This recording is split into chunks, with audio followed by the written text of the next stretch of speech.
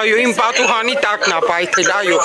որովհետև ես անverջ գիտեի, որ այդպես ավելի վատ բան է լինելու։ Վերևից իջնում են 20 տոննայանոց, 30 տոննայած քարով, չգիտեմ ինչով, բարձված իջնում են ներքև, մի օր էլ 10 հոգի տակը կընկնեն։ Մի ամեն ինչ պետք է լիներ, իսկ այդ որ պայթեց այդ մեքենան, սա ապակիներս պատուհաններ բացվեցի, չգիտեմ, սիրտը շատ վատ է, ոչինչ ասել չեմ կարող։ Բնակարանը վնասվել է պայթել։ Ես դեռ չեմ մտել դուր։ Ես շատ վախեցել եմ ու դուրս եմ եկել։ Այո։ Ձեր թույլտվությամբ կարող եք մեքենա։ Պատուհանի տակից այն աղջկա մեքենան պատուհանից տակներ հալվել է սա։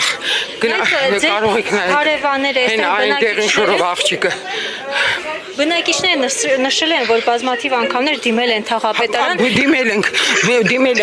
դրանց հետո կզանգեմ։ Օրենք չկա, մարդ չկա, հնարավորություն չկա։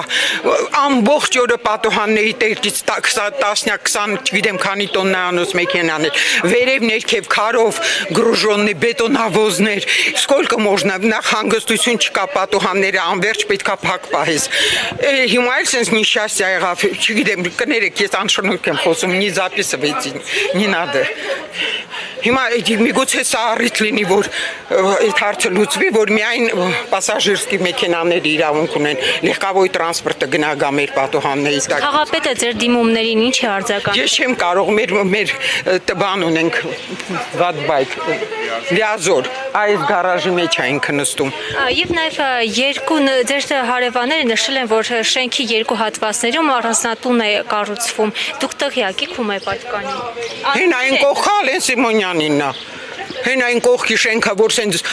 բալկոններում տույաներ են, ծաղիկներ են, ալեն Սիմոնյանիննա։ Ամբողջ ձմեր տարապեցինք դրա ձեռքից։